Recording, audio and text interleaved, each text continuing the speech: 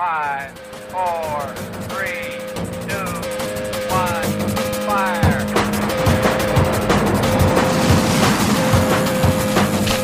The only thing we have to fear is fear. Mile 18. This is Endurance Nation.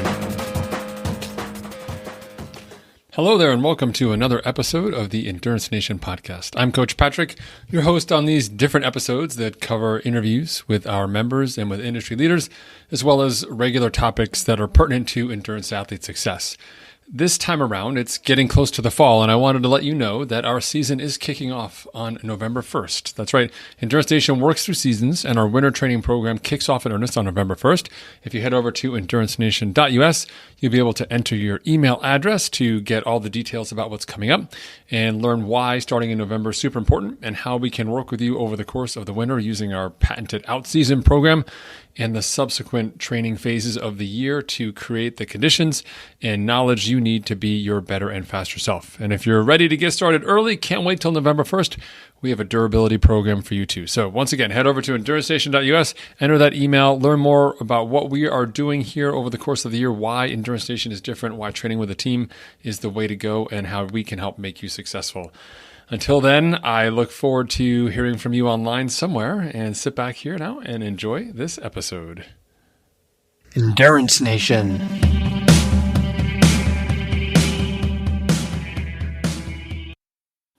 All right, folks. The Dude Guy episode 3 is back. It's here. Black and white edition this time. Yin and yang. I don't know which one is which, but there you go. Matt, how you doing? Good. How are you? I am happy to be here. Dude Guy. Dude Guy. Friday, Dude Guy. Friday afternoons, those of you who don't know, is Dude Guy episode inside Endurance Nation. About every 2 weeks, we sit down and cover some current events, things that are happening, just muse on stuff that we are, sort of thinking about, wrestling with, talking to the members of Endurance Nation about, or just like front of mind or impacting us as athletes, coaches, leaders inside the space. And this is a chance for us to kind of share some of that energy with you. And you always can, message us inside the team or message us on social media. You can find us on Endurance Nation. Let us know what you want us to talk about, etc. Wherever this podcast is published, you can message us and we'll talk to you more about it. And the way it works, we have topics. I put down some topics. I'm going to head over there right now. Let me see. Did you just take any topics? Oh, you did put topics down. All right. I like it. I wasn't sure if you'd actually put topics down. I'm going to bring some topics. Oh, you're so smart. You're the kind of person who just shows up with topics. You just, you just be like, well, I think I want to talk about the impact of the depletion of the ozone layer. And I'm like, you have no notes, no cards. Like, what are you doing? And you just talk about it. I'm a write it down kind of person for sure. I will say though, in this document here, your bullets look different than my bullets. They're not formatted the same. What's up with that? We're not That's a going team. to throw us off. That's going to totally throw us off. It's totally going to throw us off. Like your bullets are closer to the left than my bullets. Like my bullets have already, you got a head start on my bullets. I don't like it. All right. Okay. Well, let's get in. We got a couple topics here today. So I'll read off mine first. So new Gravel Tri-Series, USAT, takes over old Xterra events and rebrands them. Hardest try you've never heard of. Interesting topic. And then some of the conversations you and I have been having inside the team, which I have to actually finish hopefully this weekend while my wife is away. Some of the functional, well, I guess we're calling it benchmarking tests for our long course triathletes as well. What do you have on your plate? I want to return to one of the topics that you brought up. So I'm just recycling things that you already talked about. But Okay. And during our first Dude Guy, you talked about, some of the tech in the triathlon bikes are now like jet fighters. Right. And I want to talk about how, the evolution of, some of the bikes and, what tech is actually relevant to the rider, to the person. And then the other one you mentioned was I'm going to butcher his name here, but Olav Alexander, the coach to Norwegian coach to Christian Blumenfeld and Gustav Even, and some of the things that they were talking about on a podcast with how they train with Jack Kelly. So that he does a deep dive with the coach and specifically asks him, what are you doing with these guys that, everybody is so hyped about. So those are there you go. Okay.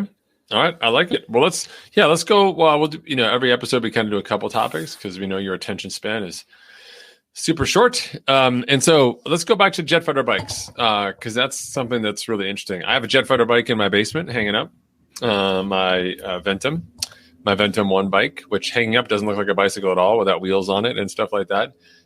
And the whole jet fighter bike concept came when I was trying to sell that bike. I was like, okay, beginning of the pandemic, not going to race triathlons for a while. I've had this bike for a few years.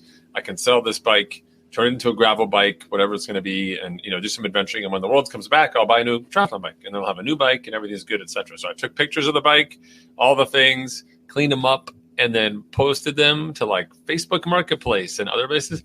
And all the comments were like, "Who would ride that thing?" Or "Boy, that looks uncomfortable." Or "Did you pee on it?"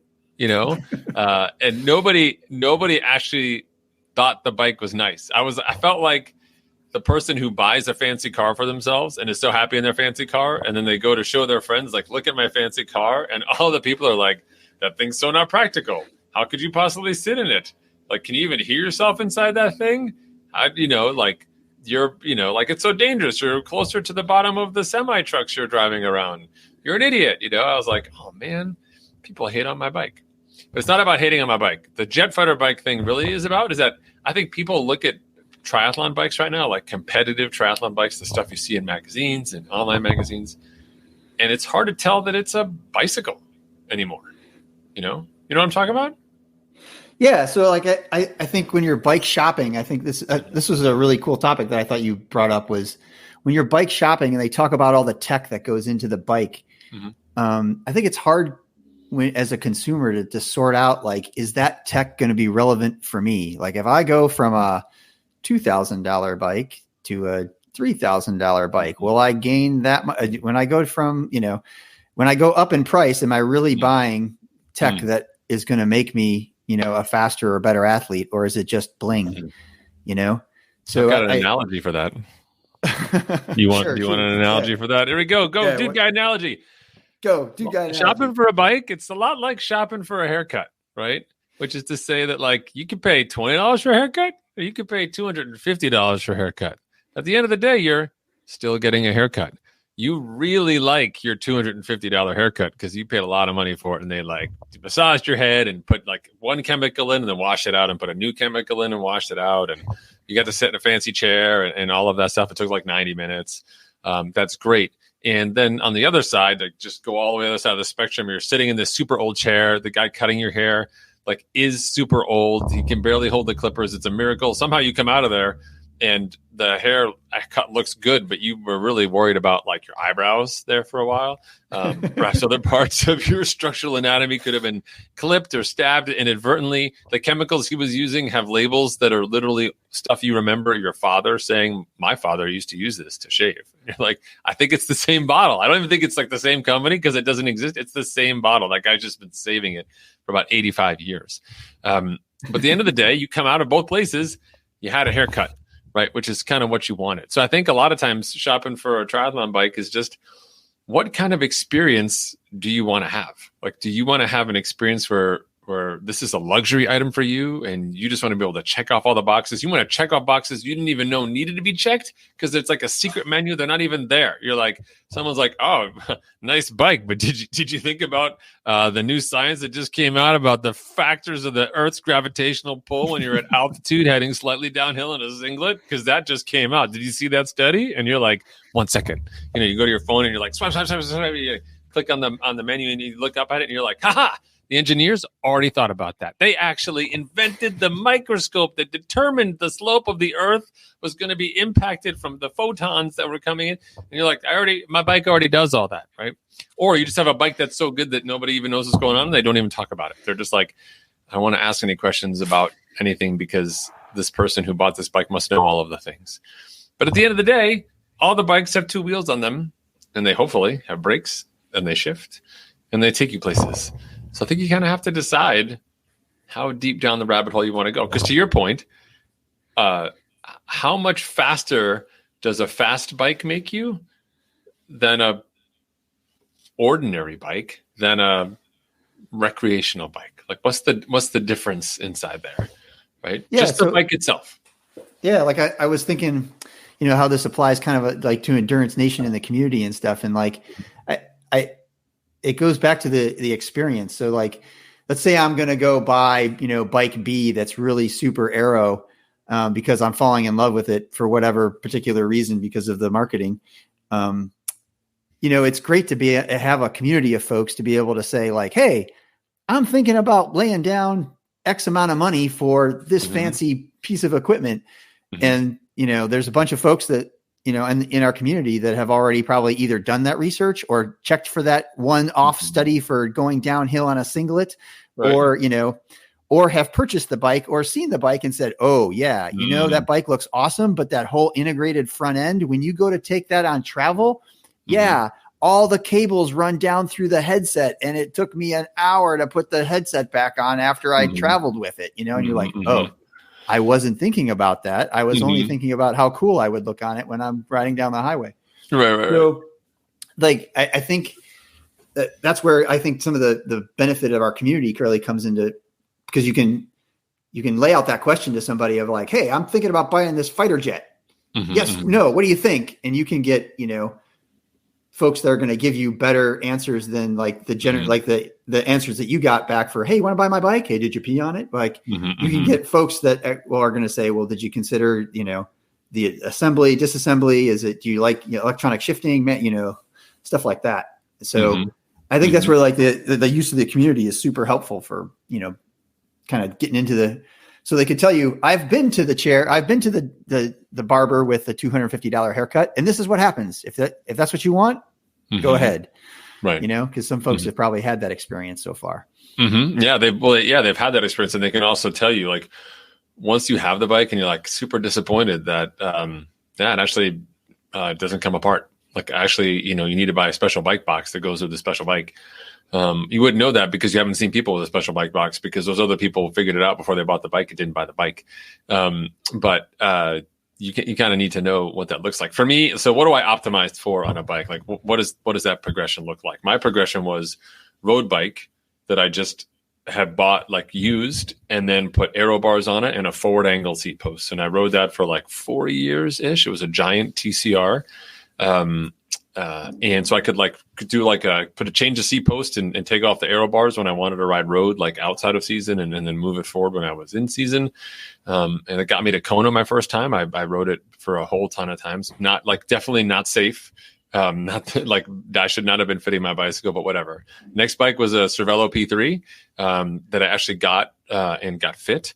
And that was incredible because I was like, it felt so stable, because my road bike that I turned into a triathlon bike, like perching all the way on the front of it, was not stable. It felt amazing. I was, my power went down a little bit, but I was faster overall. And I was like, oh, this is fantastic. And so I went from the P3, up to a P5, which I also love. Cervelo makes great bikes, super easy. Enjoyed the P5 for a few years. And then we had Ventum join the team as an emerging brand and with a sponsor. And so got a great inside deal on the bike, and was like, I'll go to a sort of a more durable frame. And the reason I liked going to the Ventum was, one, I could upgrade the components because the frame cost was low, because, component changes and frame technology, they're both expensive.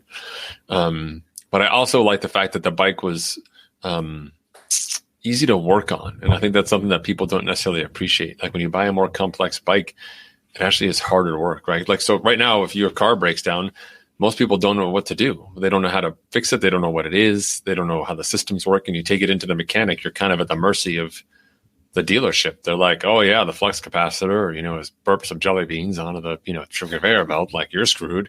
Like, we have no more gnomes left. They all went home at 3. So you're going to have to pay us $9 million. And like, what? Like, I have to do, like, that's really, like, that's odd. And so, which I love, because when you go to the car dealership, they've always got that little piece of tire that's like in front of the thing. And it's like, it shows you like, not new tire, medium tire, and like super old tire, so you're like kind of touching this thing and doing it. Like, that's the only thing in your car that you can be like, ooh, that needs some, work. It's the only thing. And they've managed to capture, because everything else about your car, it doesn't make sense. And there's no way to measure it, look at it, etc. They're just like, ooh, that doesn't look good. And you're like, okay, sounds good to me. I don't know where I'm at. And I think when you get to, when you start thinking about your bike and you start thinking about complexity, unless you've been spending time in the sport and have deepened your knowledge of not only the things you want, but what your goals and aspirations are, you have a disconnect between sort of like investing time and investing money into the sport, you're going to be relatively unhappy because you're probably not going to make the best purchase for you. So I always tell people when they say, oh, I want to get a new bike, I'm like, how long have you been doing this thing? Right. And if they say, oh, it's my first race, I'm like, let's wait. Like, there's no rush. Like, do the race first. Your perceptions of what you want will change. If you do a race and say, oh, wow, I didn't have these fancy wheels and I didn't have this fancy helmet, etc., and I went this fast, I think a new bike would make me faster. You and I, we get to go behind the scenes and look at the data. Like, let's go take a look at it. Right. Like if you're still, not training a ton, right? If you're just genuinely not that strong yet, if you haven't gone through like a full season of Endurance Nation, to me, again, it's not worth it. That's sort of like, paying for college now because you're like, my 5-year-old is so smart and she's going to go to, Cal Poly, like it totally. So I'm just going to buy it now. So when she gets there, it's going to be great. And, by the time she grows up, like she hates you, and she doesn't want to go to school at all. In fact, people don't even go to school anymore. Cal Poly's out of business. She started her own business on TikTok. And you're like, what's happening? And you spent all this money on a thing that isn't really what you wanted by the time you got there. So I think that the corollary between like, how much are you training really is a good factor for selecting a bike. The only place that doesn't matter is if you're someone who's like crazy money and you're like, I just like to buy lots of different bikes, to try them out and see them and I'm not attached to them, it's fine.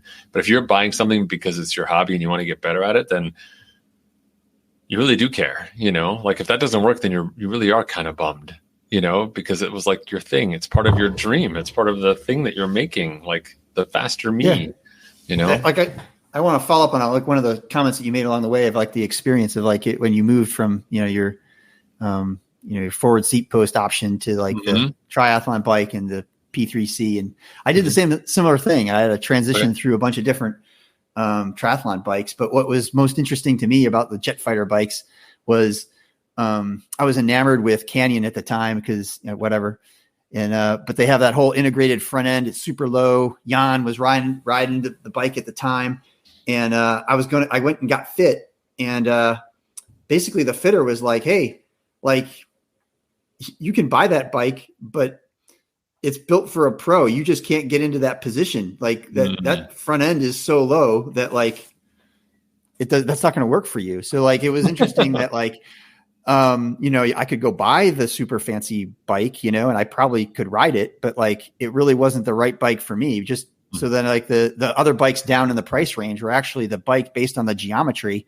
Like the geometry would shift across the price range so that like, the super high end one was super low in the front. I'm not flexible enough to get into it. So that was really interesting to me of like, getting fit first and then, finding bikes that fit you, right? Like, like if I could have bought the, I guess I could have paid for it, but the ridiculous, the front end, the ridiculous super bike, but like the geometry just wouldn't have worked for me. I probably wouldn't have performed as well. Right.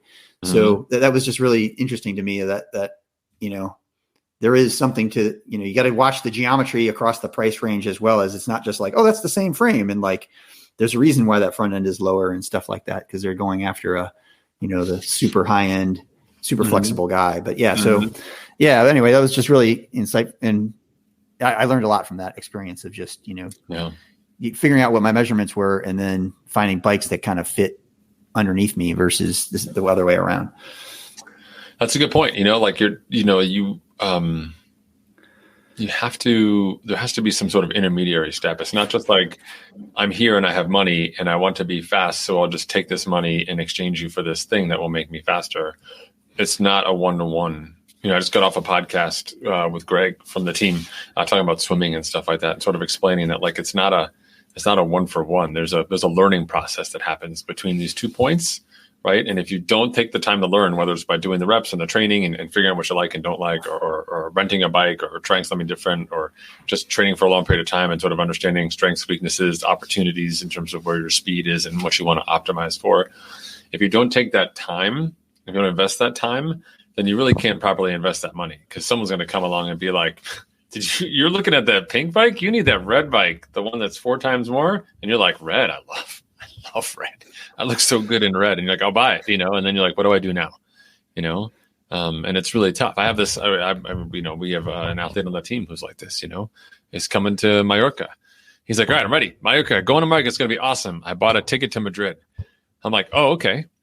Why do you want to go to Madrid? He's like, that's close to Mallorca, isn't it? I was like, no, like Mallorca's an island. He's like, oh, how do I get from Madrid to Mallorca? I'm like, you would buy a plane ticket to Mallorca. You might stop in Madrid, but you have to actually fly to Mallorca to get to Mallorca. He's like, oh, which I thought was like a one-time thing. And then he just messaged me the other day and he's like, I rented a bike.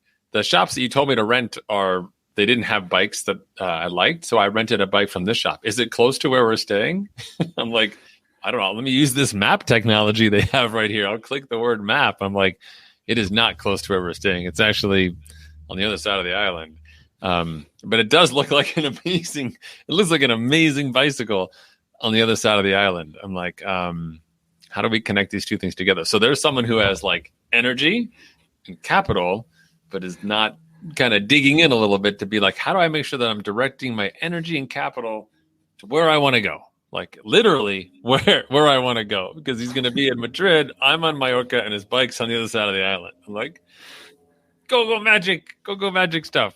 So well, we all done it. It's all about the enthusiasm. You're like, you really want to do the thing and you really want to see that. And you're like, I'll make it fit, because I want it. Indeed. Well, I think that's the thing. You can't, when you are thinking about making it fit with a jet fighter bike, as you found out from your bike fitter, it's possible that maybe it just doesn't. Jet fighter might not work for me, right? Maybe I'm good with props, right. Probably fast enough, right? So, and that's actually interesting. Like, I think it's always, which would be really cool. And when they had the podiums for races, if like when people went to the podium, they had to take their bike and like their shoes and their wetsuit and be like, this stuff got me here. And like, they had to stand with all their stuff. Cause you'd be like, that wetsuit is like 4 years old and they don't even have race wheels on that bike. And you didn't even run in the fancy supernatural shoes. Like, how'd you run so fast without those fancy supernatural shoes? Or maybe they had one of those things or whatever. But we presume that these, high performing, by the finish time athletes are all taking advantage of all this stuff. And actually, not all of them are. It's just sort of that visibility syndrome where something's new and you see one of them, and you want it, you see it everywhere. Like, everyone's got one of those jet fighter bikes. I want one. Jet fighter bikes are everywhere. Pew, pew, pew. And you're like, actually, jet fighter bikes are only 10% of this entire field. 90% is ordinary bikes. And you can't even see them. Like, it's like they don't exist. Your friend's over there with an ordinary bike, like, hey, how's it going? And you're like, I wonder where my friend is, like, oh, jet fighter bike, and you just kind of go over there and you totally ignore your friend who's like, I thought we were meeting for God, can't see me with my ordinary bicycle. Anyway, if you want to be noticed, get a jet fighter bike. If you want to be fast, make a smart decision for sure. All right. And if you want to meet me in Mallorca, go to Mallorca first, and then I'll meet you. Jet fighter bikes. All right. Maybe your jet fighter bike can take you from Madrid to Mallorca. Like, maybe there's an option. I don't know about these new bikes. All right. Next topic. All right. What's on tap? Let's go. 20 minutes in. What do we got? All right. Gravel series or the hardest triathlon you've never heard of. How about those? Let's do the gravel series. All right, so this popped up on my news feed because I'm sort of into gravel right now. It's sort of my big searching piece. And so when I was browsing the internet and my social feed to try and figure out like, hey, what's going on? What can we talk about? I was lo and behold surprised to see that USAT just announced like a multi-sport gravel series, if you will. Officially, they said we fully support gravel triathlon and the other gravel multi-sport disciplines. And we look forward to being a part of its continued growth. No fighter jets. All right. I put that last part in. Although a gravel fighter jet would be pretty amazing. All right. So what it looks like to me, just going through this, basically, the national championships are in Arkansas. Surprise! In June. So the second race of the series is the national championship. So I hope everybody's ready because the other 8 races happen after the national championship. So this is actually a really good opportunity where people who don't even know this is happening, somebody out there some enterprising person or multiple enterprising people are like, I don't even know what this thing is. But you know what? Nobody knows what this thing is. I'm going to go do this thing, and I'm going to be a national champion, take a lot of pictures, and be like, national champion, men's age group, like, winner. And there's like literally like 3 other people who are there. Someone's going to show up to this thing with a jet fighter bike, by the way, 100% guaranteed. Someone's going to be like, what? I can't ride this thing over there. What? But I will say, as much as I like to make fun of USA Triathlon, I was definitely pleased to see that there is some version. I actually was talking with Jeremiah Bishop when we were riding, whatever that was, 2 years ago now or whatever, about some kind of multi-sport version for a gravel, because the gravel bikes take you to all these cool places. I was like, yeah, it's cool, but also the swimming holes, who knows what's in that swimming hole, because nobody comes out here. It could be full of bear poop, could be like a dumping ground for some sort of chemical. Like how do you do that? But I do love the idea of being outdoors, and I do love the idea of competition. So I was kind of excited to see this play out. It's Olympic. It's like sprinting an Olympic distance. There's nothing up to the half distance, I believe, that's there. But the places where they're having these races, just so you know, New Jersey, Arkansas, Illinois, Michigan, Colorado, Nebraska, California, Michigan, and Texas. So a pretty diverse slate of places. They kind of did a decent job of spreading it out around the country. I don't know. What do you think? I'm really, I was originally like, this is just kind of a recycled version of Xterra. Mm-hmm. But I clicked on some of the races, and I really like that they're all very. I clicked on all the races, and I checked out the courses and stuff, and just to see like where are they riding, what kind of places, and they're all local, put on by they're very local events, which is really kind of fun. Which if you go old school in triathlon, it's back when there were very few major corporations that put on triathlon, and it was a lot of independent events, right? So these are all independent events in these particular places put on by local, which is a great way to support local racing, which is kind of fun. And local racing is just kind of fun by itself. So I thought that was kind of fun, is that they're all independently owned races and stuff like that. Yeah. And the courses were not super technical. A lot of them are it's fire road or gravel road or something like that. There's a lot of out and backs, or there's a box or something like that. So I think it's very approachable. It doesn't like, oh, hey, you got to do this rock drop, or you got to do some technical maneuver. It's like you can just go ride your bike on dirt, which is cool. And I guess the last one that I thought was great was that if you have the website up, you gotta check out the Dirty Mitten in Middleville, Michigan. That's the one I was just clicking on it. Awesome. Did you see that belt? Those guys crushed it. Because if you click the Dirty Mitten, because Michigan's shaped like a mitten. I want to go do this race. It's got an awesome website. You look at the more info, and they call themselves the Gravel Triathlon World Championship of the Universe, and they hand out a belt that looks like it's out of WWE wrestling. And you only get the belt if you go do their gravel race and then their triathlon. So it's a back-to-back event. Like who I'm going to get to ride my bike twice in a weekend. That's awesome. So and you go from this event to you can go click on the other one in Steamboat, and it's like the website's like super chill, go ride the hills. It'll be beautiful. I'm like, okay, just the diversity of events is just super fun. And this one just really resonated with me, of the Gravel Triathlon World Championship of the Universe. They declared it themselves. Done. Yes. I love it. You got to go in September. Done. Just be there, right? Just do the thing. I agree 100%. I saw it and I was like, oh, this is fantastic. This is it actually some personality back in multi-sport, right? Which I think is kind of been missing, and was a huge part of the sport in the 80s with some of the elites. Having a monkey ton of fun while also racing. I think we've kind of lost that. There's not a lot of fun. Everybody's super serious on their jet fighter bikes. You notice people in jet fighters don't smile a lot. They might be smiling out of their helmets, but I think a lot of the smiling is just 4Gs, don't throw up inside my helmet. Like you going down a hill with your helmet on. but we missed some of that fun stuff. So I'm actually excited because I feel like while I've been sort of net down on triathlon overall and multisport, whereas it just gets more expensive and just harder to get into and more expensive to go places and then expensive to be there. Who's got all this money to kind of join in the new sport, right? I think something like this could actually be a way to bring some of those people back to the sport who are like, actually, I have a wetsuit and some sneakers, and it sounds like kind of fun, you know, like because you've been on a gravel bike and you've been like, oh, that looks like a cool place to swim. Don't have my stuff with me on my bike, so I'm excited to see how this plays out for sure. Yeah, I like I said, I like the independent nature of each one of the supporting the local races, and then that makes it looks like it makes the entry fees, more reasonable. It's always a fun day, right? Like Yes.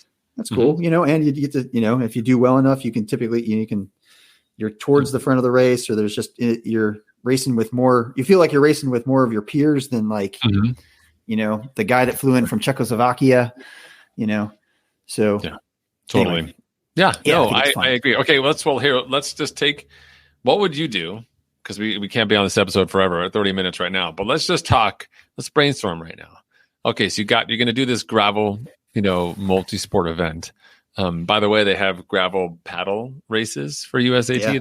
They're open to gravel rowing events as well, not just gravel running, which I think is funny because we've been swim, bike, run for so long, and it's like, oh, I can't do that. Can't do bike, run, swim. Can't do we're swim, bike, run. And now it's like, oh, gravel.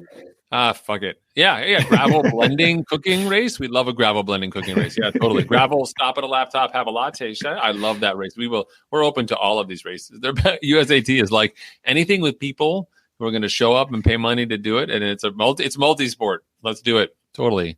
Raising 3 kids, multi-sport family. Be a part of this thing. So, all right. So we got this race that's happening. Let's talk about the aid stations. How would you make the most awesome aid station for triathletes, like people who are multi-sporters who are in the woods? Like, what would you put on that thing, right? How would you do that? Man. Like the mountain bike races I've done, there's always a bacon station. Those are always fun. Okay. Bacon station. There's always bacon station is always fun. Like there's some guy that's going to hand you bacon or like put bacon in your mouth as you ride by. So that's always a little bit on the goofy side. So that's kind of fun, I was thinking maybe you could like rent a bear suit, and then when people came around, you could be like, roar! Like, holy shit, and you'd be like, do you want a gel? And they'd be like, oh, like that would be good. Yeah, that'd be good. Bear, yeah, no, maybe not. I love it. Yeah, I think it's good. I did a mountain bike race where they had a squirrel was the college mascot of it was a white squirrel. So that like the squirrel was out there, but he wasn't as scary as it would be if a bear jumped out, but it was kind of fun to see the mascot, person dressed up as the mascot is the white squirrel out there is kind of fun. I think you could have some fun with these folks too, because, these people who are obviously on gravel now, like all bets are off with them. So you could say you could have a place where you have imagine having a place on the race course where you don't change the race course at all, but you just have maybe put a bike rack there and put a couple bikes on the bike rack, right? And then have a couple ropes hanging from a tree with knots and be like, oh, this is the part where you climb to the top of the tree and come back down again, and then get it back on your bike. You can't go past this. You have to do this thing. How many people do you think would be like, shit, all right, here we go. Yep. I don't remember what was part of this race. Got to do it. Right? Let's climb this rope, I bet I think you get a bunch of people that do some pretty crazy stuff. I know, because when you're in race mode, people's brains just default to they start making decisions that are optimized for their finishing time, So the question would be do I or do I not have to climb this rope? It would be how fast can I get through this obstacle so I can keep going? So I could argue with this person about it, but then I'm not climbing the rope. So by default, especially if you've got someone on a rope, or if we get the person in the bear costume to show up just 10 seconds after they dismount their bike, pretty much everyone's going to climb that rope. I think that would be pretty awesome. I don't know. All right. Yeah. It's like the blending of triathlon versus those adventure races that were on. Yeah. Well, Discovery. What about the guy from the Tour de France who dresses like the devil? Why don't you just have the person who dresses like the bear? Yeah. Just go to all the events dressed like the bear, you know, be like the bear guy or person, or however if I identify as a bear, like whatever you want to be, just be a bear. Just do that thing. You know, I don't know. I think, like, obviously in some places, theoretically, you think that bear would be accepted in Steamboat, but that website looks pretty fancy. I don't know if they're really down with the bear, but those people and the mitten people, they would love to have a bear show I like up. a WWE. I love it. I want the belt. I think They I might totally train would for do it. it. Might be my new focus event for next year. I'm going to put it on the list.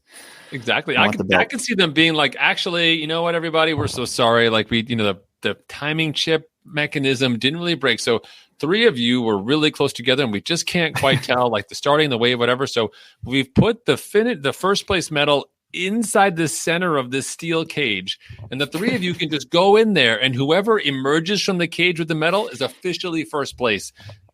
All right, go for it. Right? Yeah, I love how they upped it. Like you all these ultra and the ultra mountain biking and ultra running. Everybody wants a belt buckle. How often do you get a WWE belt? I mean, come on, that's great. That's great. They took it one up. I like it. Next level. Next level. I don't know where you'd put that thing. You know, now we need gravel trophy cases, right? Like the fill. Like, where am I going to put this belt that I won? You know? Yeah. I can't knit that into a quilt that you would then use later out of all of your race shirts. Although maybe you could knit a belt into your quilt. Maybe. I don't know. I'm the person. Do you even take race shirts anymore? I don't take race shirts. I'm like, I don't want them. Do you take them?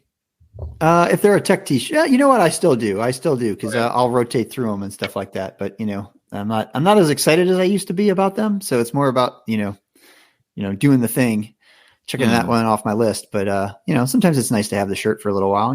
I did the thing, walk around and have the shirt. I did the thing. It's good. But yeah. What? So any of these other we want you to talk about? Are we hitting our upper limit? We're getting close up. Let's get 8 more minutes because I do have to get in my car and speed over to the place that I talked about that I can't talk about on a microphone to get a letter from the people who are doing the thing so my alternate life, the non-triathlon life, non-multisport life. Okay, let's see what else we got here. One more bonus one for those of you who stuck in this long or skipped ahead. Let's talk about Gustav and Christian and their coach just a little bit. I don't want to dive too deeply down the rabbit hole, but if you aren't aware, their coach Alexander, I think his last name is, I don't even know what it is, BU or whatever. Olav Alexander, yeah. Olav first name. Okay, Olav. So he has a very interesting life story, and he's been sort of coaching these athletes, and his approach to coaching is very different than what has been traditionally put out there as coaching. So coaching itself has evolved, right? So there's a lot of science in terms of what he does, but just to briefly step back and sort of say, like, back in the day, you had, when Ironman first started getting big, you had like Paul Huddle, Rock Fry, Paula Newby Fraser. They started multisports.com, and they were coaching, and they were personalities first, and they had training plans, right? So sort of like, I'm hanging out with the awesome people who've done this thing, and they're super interesting and amazing. And there's also like a training plan. That was sort of the early stages. And then coaching started to become a little more serious. Other people wanted coaching, age groupers. That's how I got into the business of running an endurance station. And at that point in time, the elite level coaches, people didn't really talk about them. Like, there were tons of pros, but nobody really had nobody would say, I did this thanks to my coach who got me here. It was just sort of like, I'm the person. Like, nobody would really talk about their coach. Now we sort of moved back down the other end of the spectrum where coaches are becoming personalities again. Not because like they're running a campaign that like was evil or illegal or whatever, but that I think it's becoming more acceptable that people are willing to sort of share out that they use like external input, advice about what it means to be better. So it is refreshing to see that these elite athletes are willing to say, here's our coach. He's awesome. He helps us and we work together. And that the coach himself is actually willing to say, hey, here's how I actually work with these athletes. He's pretty open and transparent about it. There's a couple of things he doesn't talk about. For the most part, he talks about some of those basic items. So that to me, the backdrop is like, oh, wait a minute, like there's a coach. Oh, they actually said who the coach is. Oh, I can actually find the coach on the internet. Hey, oh my God, the coach is actually talking. Like, this is incredible, because those steps never align at all. And it's really hard to kind of put two together. So it's been really interesting. I don't know about you, but I mean, I've seen he's been on a couple podcasts. I've read a few articles and everything. Like, how did you plug into the sort of him being out there and sort of sharing some of that knowledge? Yeah, so I think I heard of it, tangentially through all the success of the Norwegian athletes, and then I think you cued me to go listen to the podcast again with Jack Kelly. Does a 2-part thing with him, and then I just Googled him and watched a couple other videos, and like you said, he's you are struck by how the balance between it's an athlete coach partnership, and then, while the athletes are certainly, famous and winning things, they are definitely, very complimentary to their coach. And the same thing for the coaches, also becomes kind of like, not necessarily a personality, but also just recognized in the team, right, of the athlete and the development of the athlete. And in his particular, what I found interesting about his particular approach was that it's really highly technical, and there's a lot of numbers, and they do a lot of lactate testing. And so I was trying to figure out how does that really apply, to age group coaching or my own age group, space and stuff like that I can't lactate test myself. I mean, like if you watch a video of him, he has a little box and he pulls it out of the back of the car while they're doing their tempo, and he ear pricks the guy, and they're like, you're at like 5 millimoles, you're running too hard, you're at 3 millimoles, that's right for you, and I'm like, no, I do not have a kit that I'm going to pull out of the back of my truck and lactate test. So how can I get, how can I scale that to me? And I think my biggest takeaway from that was like, it's just a really disciplined version of zones, of like, they really know what zones they want to be in. And then they're very disciplined about it. I mean, I think that's kind of why we see the rise of, all this, you're riding your bike too hard. Zone 2 is actually an easy ride, of like just being really disciplined about being in the right zone for the right training effect. I think when he talks about it, he's basically saying like it's not, we're not doing anything new. We're just taking, concepts even further, right? Of like staying in particular zones for particular reasons at particular parts of the season and stuff like that. So I think that was my biggest takeaway, is that like for my own training, is that how could I, scale it, would be making sure that I'm very conscious of being about in the right zone and what I'm trying to get done for that particular workout, right? If if it's an easy day, it has, regardless of what my numbers say, it needs to be actually easy, right? Or whatever. Right. So yes. And that's part of what, having a coach like that kind of running the show, like just says what to do. And from what it appears like on the outside, he does a fair amount of that. Like they sketch out a plan, but he's in charge of the day-to-day stuff. And he manages, not only just the workout and monitoring it, but also nutrition, so some days you might eat more, some days you might eat less. Depends on the work you're doing, where you're doing it, what the goals are, how many consecutive days, et cetera, et cetera. And he sort of manages all of those logistics and then keeps the athletes on track, which is huge. Because if you think about getting better from an athlete perspective, it's learning lessons, but there's lessons we're learning that we're not even aware of. Much like our friend who doesn't have a fighter bike, there's things happening right now to my body that I should be aware of because they're waving at me, but I'm not paying attention to them because I'm really fixated on some other items that have taken my attention. And I think having a coach, especially one to this degree and level of professionalism, is allowing these athletes to sort of be like, ooh, I can twist these dials. I didn't even know these dials existed. There was a dashboard that I could change things on that are going to turn into better performance for me. Because they can optimize for it. Like we only have so many things that we can put inside of our bucket of how do I manipulate my training? Because we also have like a life bucket and a work bucket and whatever else we're doing. We just can't control for all things we want to do. And there's a fair amount of that. So people will throw out a lot of the information simply because they're like, yeah, last year they said on the podcast, they spent 6 months at altitude. Like they just lived at altitude for 6 months and trained, right? They talked about their day. And when you think about their day, it's kind of wacky, but it was really insightful for me. So my takeaways, I'll tell you, was about the day side.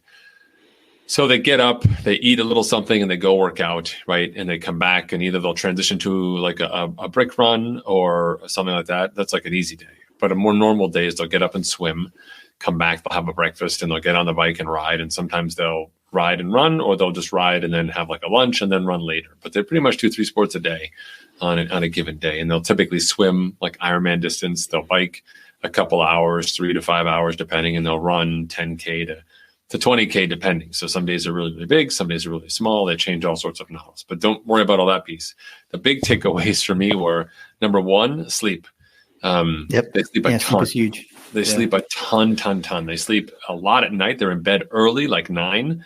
They're not up until like 6. They're sleeping more than my teenagers sleep before they work out. And they also sleep during the day as well. So if they come back and have lunch, they'll often sleep for not like a 15-minute nap.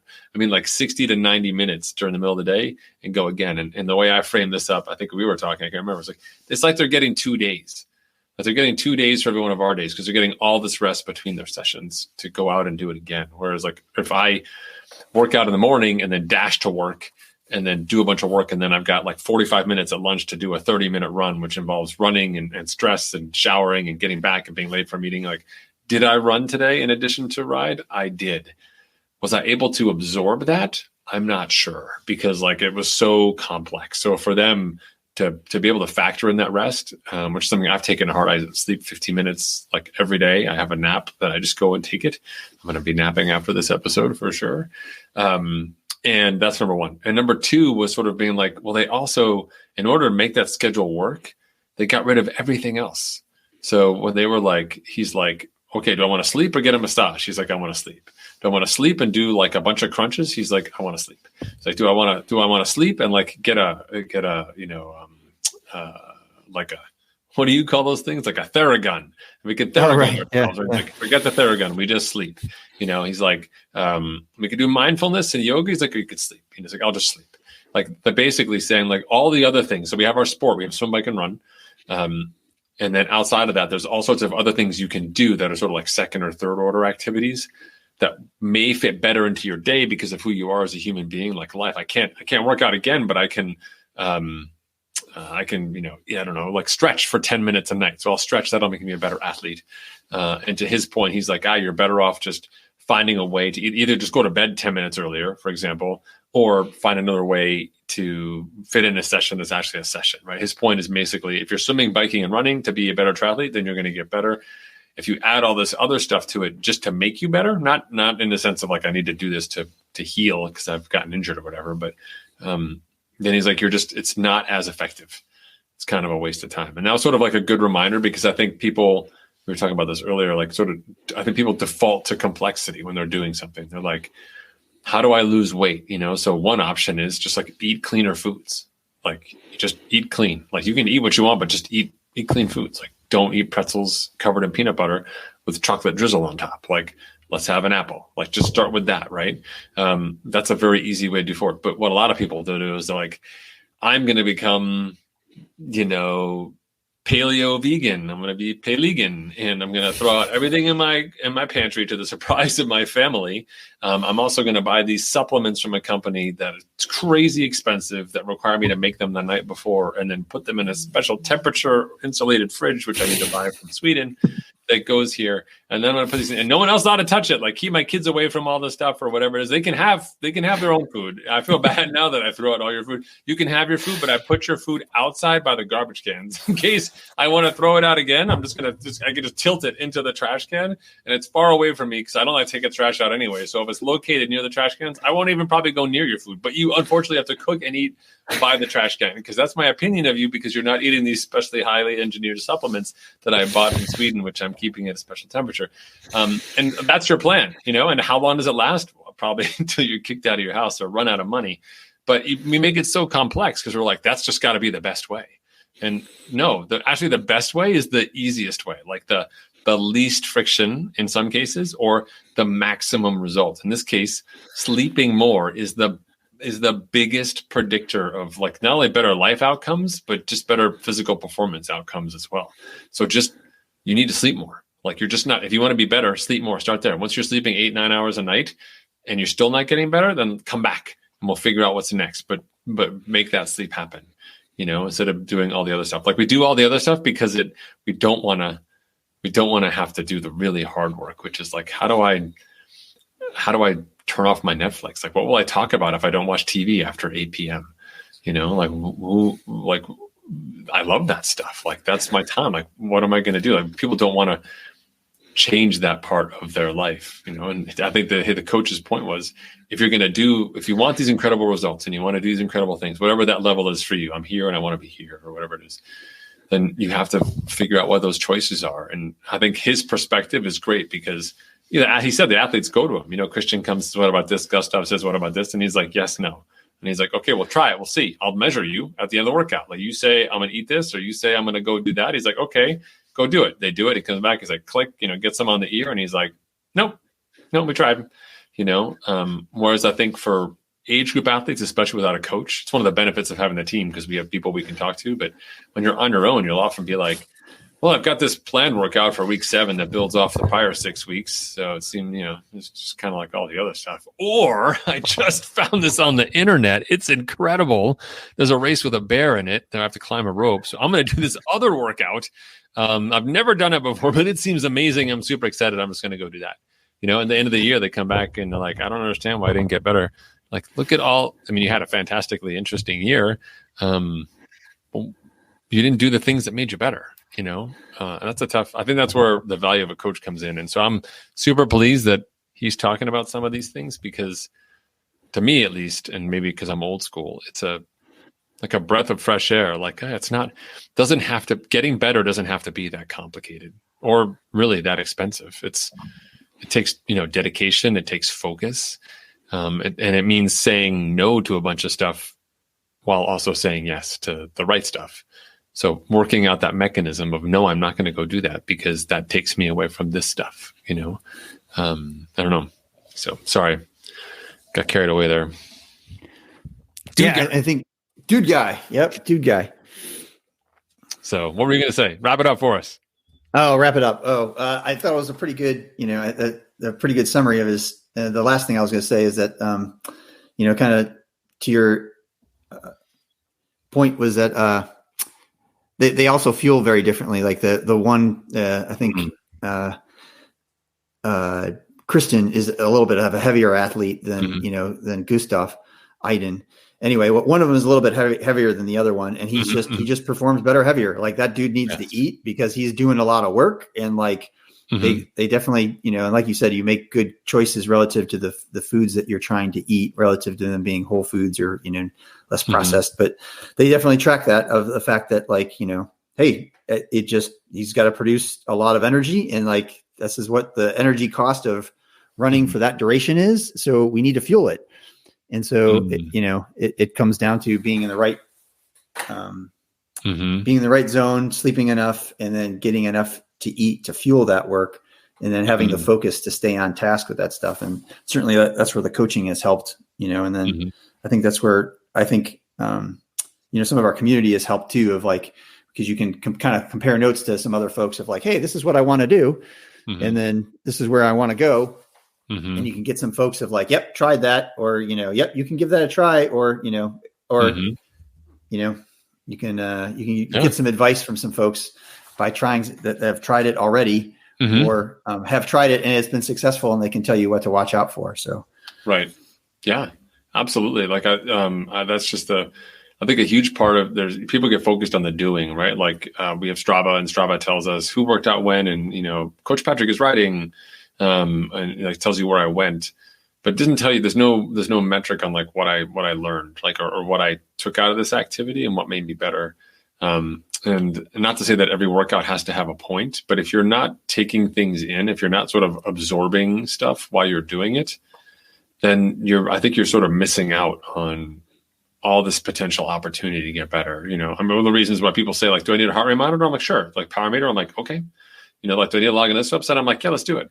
Not because you need to do all those things now, but because at some point in time, you're going to want to go back and be like, well, now I really care about heart rate, or now I really care about this cadence thing, or now I'm really curious, like, where do I run, right? Or how did I hurt my Achilles? Well, we can go back and look at all of these things and then use that information. So even if you're not mentally engaged or don't have the ability to always be learning. Like you do a great job with your notes, but not everyone does that with their workouts. The data can also help craft a story in retrospect as well. And similarly, that's part of what our words do for the team, right? You come back from a session, like you see people like Jeff Phillips coming back and be like, hey, 2x1 miles, I was doing great, but the last 0.3 of the mile and the second repeat just really kind of got to me and I had to do X, right? So he's processing out loud what happened to him in the workout, and the team is coming back with feedback and sort of asking some questions, which is part of how we all learn. Him sort of sharing out what he's doing helps all of us learn because we're picking up some stuff.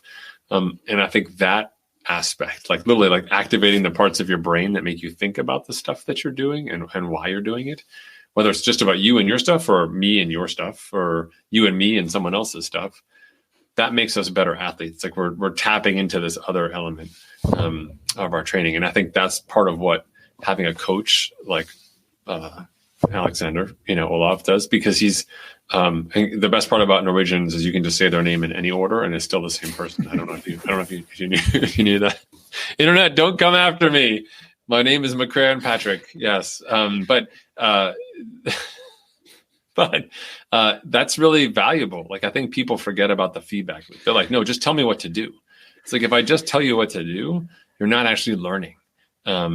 We've got to get that middle piece there. And it's the messy middle part of the stuff that people don't necessarily want to opt into. But once you start figuring out the operating system of what makes you a better athlete or why this works over that, now you can actually use the stuff that you have and make better decisions and, get better outcomes. So if you haven't already caught up on some of the podcasts, I'll make sure I'll drop some links in the show notes to some articles for this because it's just a great masterclass in how people simplify and do the work. At the end of the day, getting better at endurance sport is doing some flavor of work.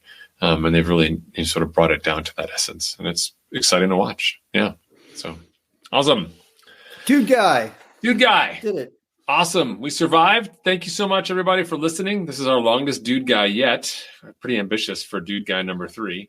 Next time, we'll have even more exciting topics. I will not be dressed in a bear suit next time, despite obviously many pleas that will soon be coming online. 2 weeks from now will be, actually 2 weeks from today will be St. Patrick's Day. Maybe we have to do some St. Patrick's themed background or something like that to figure that one out. Awesome. All right, here, let me finish this episode. I'm going to hit this end recording button.